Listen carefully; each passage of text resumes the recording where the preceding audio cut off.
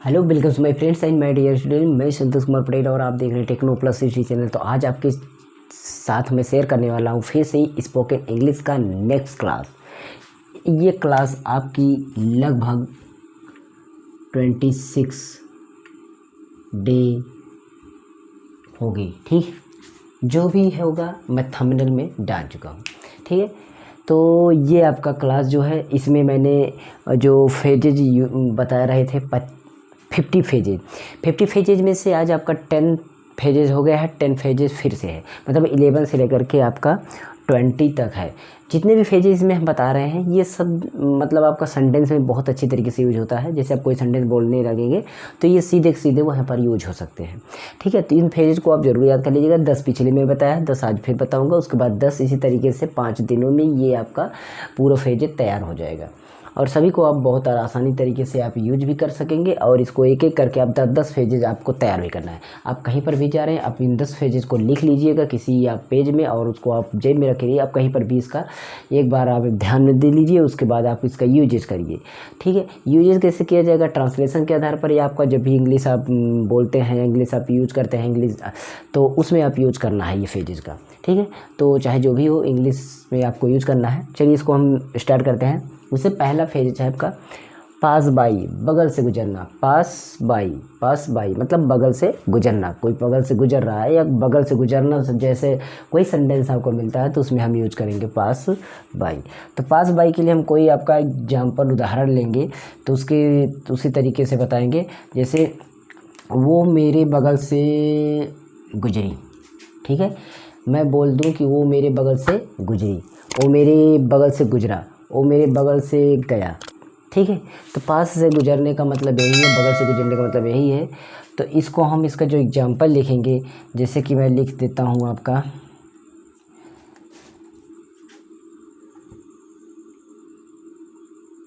वो मेरे बगल से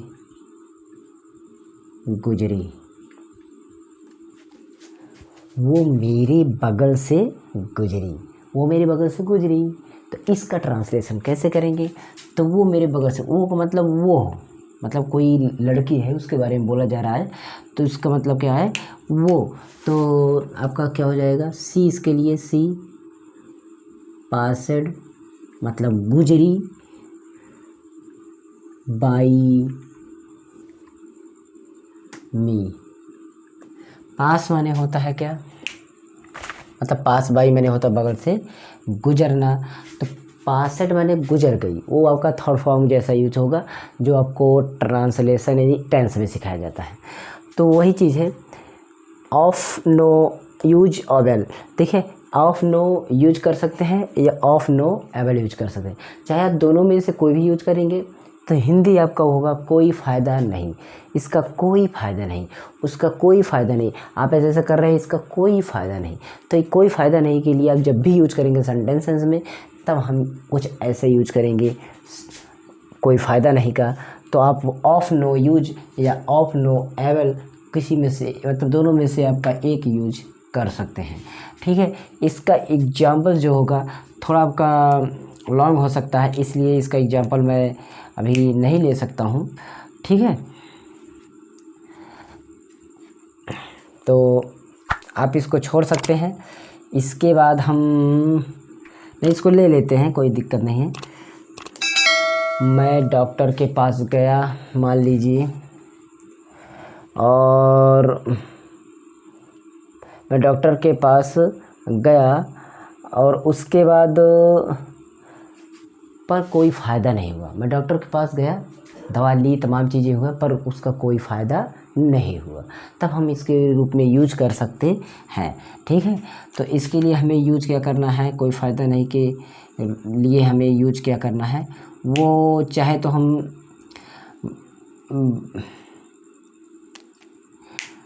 मैं डॉक्टर के पास गया तो ये कर सकता हूँ, मैं डॉक्टर के पास गया, मैं डॉक्टर के पास गया पर कोई फ़ायदा नहीं हुआ, पर कोई फ़ायदा नहीं हुआ, ये हो गया। इसका अगर हम ट्रांसलेट करते हैं तो हमारा क्या होगा, I went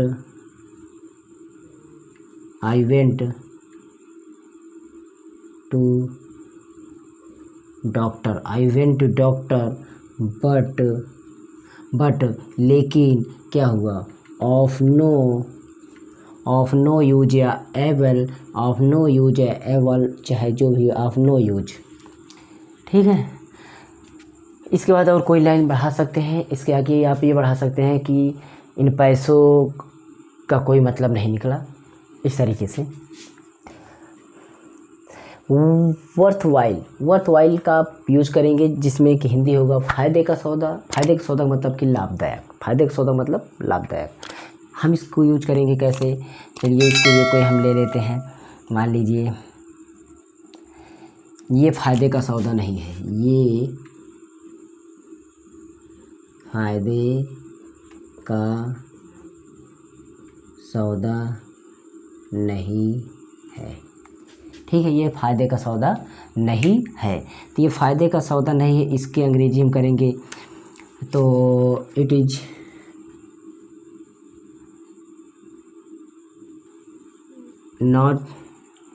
not worth while. बस हो गया, फ़ायदे का सौदा नहीं है। ये फ़ायदे का सौदा नहीं है, ये मतलब it is not worth while. तो ये हो गया आफ्टर ए लॉन्ग, बहुत देर बाद। आफ्टर ए लॉन्ग मतलब बहुत देर बाद मैंने ऐसा किया, बहुत देर बाद वो आया, बहुत देर बाद ऐसा हुआ। बहुत देर जब ये आएगा तो यूज़ करेंगे हम बहुत देर के लिए, क्या यूज़ करेंगे, आफ्टर ए लॉन्ग, बहुत देर बाद। आफ्टर ए लॉन्ग, इसको सबको बोलते बोलते खुद ही अभ्यास हो जाता है। बस आपको एक दिमाग में बैठाना होता है कि आखिर ये कैसे चीज़ें होती हैं। लॉन्ग मतलब समझते हैं बहुत, तो इस तरीके से आफ्टर मतलब बाद होता है, तो ट्रांस भी बैठा सकते हैं अपने आप से भी, वैसा कोई बात नहीं है। आफ्टर ए लॉन्ग मतलब बहुत देर बाद के लिए हम कोई चीज़ है तो हम लिख सकते हैं सुरेश बहुत देर बाद आया। सुरेश बहुत देर बाद आया। तो इसको हम इंग्लिश में अगर लिखेंगे तो क्या लिखेंगे कि सुरेश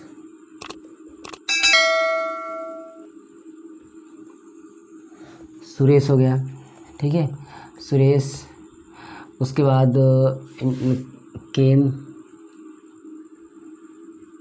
आफ्टर ए लॉन्ग। ठीक है, Suresh came after a long, Suresh आया बहुत देर बाद, सुरेश आया बहुत देर बाद। उसके बाद है आपका cup of T. Cup of T का मतलब होता है बस की बात होना, मतलब रुचि लेना। जैसे कहते हैं मेरी बस की बात ये है, मैं इसको कर लूँगा, ये मेरे बस की बात है, मतलब उसमें रुचि लेना। तो इस तरीके का सेंटेंस जब होगा तब हम उसमें यूज कैसे करेंगे, cup of T. Cup of T, ये अभी सोचेंगे कि चाय के बारे में बात हो रही, नहीं ऐसा नहीं है। ये कप ऑफ टी एक फेजेज है, इसको यूज कैसे करेंगे वो चीज़ हम कोई ट्रांसलेशन लेते हैं जिसमें बस की बात होना आपका आ जाए। ठीक है, ये मेरे बस की बात नहीं है, ये मेरे बस की बात नहीं है, ये मेरे बस की बात नहीं है, ये मेरे बस की बात नहीं है। इट इज़ नॉट, एकदम सिंपल है, इट इज़ नॉट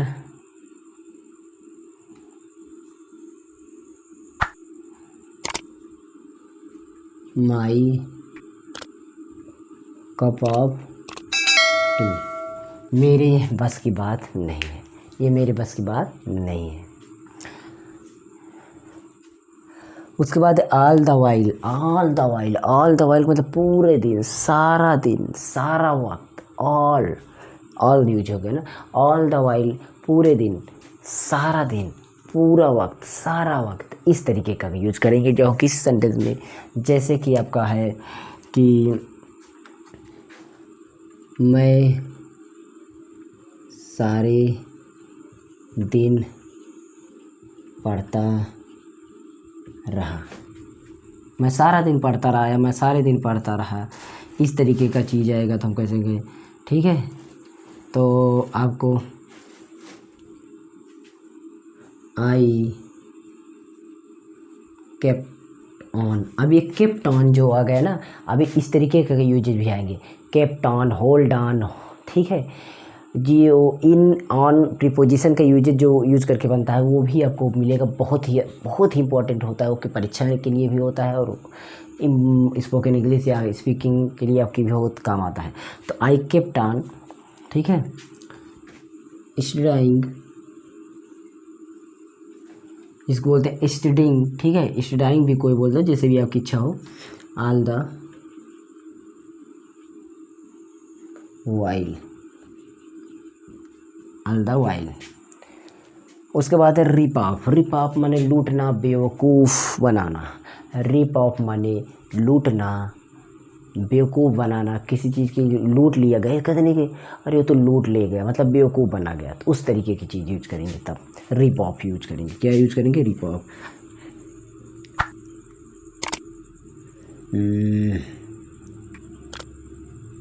कपड़े वाला, ठीक है, कपड़े वाला मुझे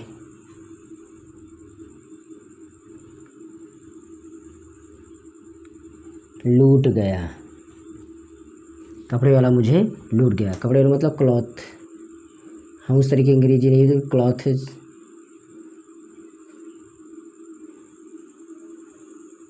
क्लॉथेज मैन या क्लॉथेज सेलर। ठीक है, सेलर वाज रिपिंग, रिपिंग माने ऐसा कर गया, ऐसा कर गया। ठीक है, उस तरीके से।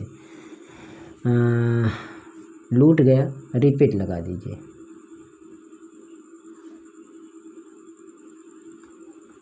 रिपेड मी। अगर ये इस तरीके से होता कि कपड़े वाला मुझे लूट रहा है तो रिपिंग होता, लूट गया तो रिपेड हो गया। अब उसके बाद है सिंक। क्या है? श्रिंक, मतलब क्या होता है, आर आपको काफ़ी लगाना है। सिंक, सिंक माने होता है क्या? जी चुराना। सिंक माने क्या होता है? जी चुराना।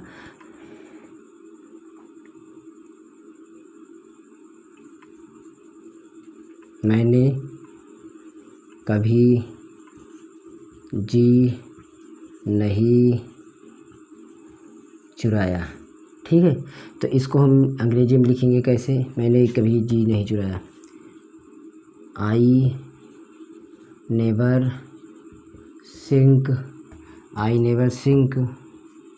ठीक, I never sink. At large, at large माने पकड़ से बाहर, एट लार्ज पकड़ से बाहर। तो पकड़ से बाहर के लिए हम यूज करेंगे क्या? अपराधी पकड़ से बाहर है, अपराधी पकड़ से बाहर है, अपराधी पकड़ से बाहर है। तो क्रिमिनल,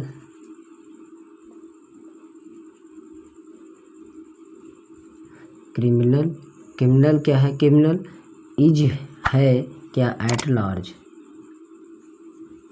मतलब अपराधी पकड़ से बाहर है। इम्पोजिट, इम्पोजिट में होता है योजना, योजना, योजना क्या होता है? ओ सॉरी, योजना कह रहे हैं, थोपना है। क्या है? थोपना। तुम मुझ पर अपनी मर्जी थोप रहे हो। अब इसकी इस अंग्रेजी या ट्रांसलेशन आप खुद करेंगे। ठीक है, मैंने बताया तुम मुझ पर अपनी मर्जी थोप रहे हो, इसको ट्रांसलेट कर सकते हैं, इम्पोज का यूजेज करेंगे। ठीक है, तो ये था आपका अगला फेजेज। 10 फेजेज फिर से आएंगे, फिर 10 50 फेजेज में 10-10 फेजेज को लेकर के पूरा फेजेज कर देता हूँ। देखिए कोई बकवास नहीं है, आपको इतने ही फेजेज याद करने हैं। इतने बहुत सारे लोग वीडियो बनाए, बहुत सारे फेजेज आपको याद करवाएंगे, ऐसा नहीं है मैं बहुत नहीं याद करूँ। इतने फेजेज आप याद कर लेंगे, बहुत ही काम आने वाला है। इसके साथ साथ मैंने captain, held down, hold down कहते नहीं है कि बहुत तरीके से हैं, लुक आफ्टर, ऐसा आफ्टर का यूज, बहुत सारी चीज़ें हैं वो भी बताएंगे हम। और साथ ही साथ पूरा यार इंग्लिश की बैच चल रही है वो भी देखिए, और स्पोकन की बैच तो चल ही रही है। एक बात बताएं आपको, जो आपका मैथ का जो कैलकुलेशन होता है वो सारी चीज़ें वीडियो भी इंपॉर्टेंट लाते हैं। सारे सब्जेक्ट की भी वीडियो है, आप देख सकते हैं। Physics, chemistry, math, other subject की वीडियो भी है, वो भी आप देख सकते हैं, बस आपकी इच्छा है। तो जो भी देखना चाहे हमारे चैनल पर वो वीडियो आपको मिलेगी, ठीक है, ट्राई कर लीजिएगा। Thanks for watching, good luck. एक बार डिस्क्रिप्शन चेक जरूर कर लेना, और टेलीग्राम चैनल की भी लिंक है, वो वहाँ पर ज्वाइन कर लेना, हमसे वहाँ बात कर सकते हैं। ओके, चलते हैं, मिलेंगे किसी अगली वीडियो में। तब तक के लिए नमस्कार, good bye, take care, see you.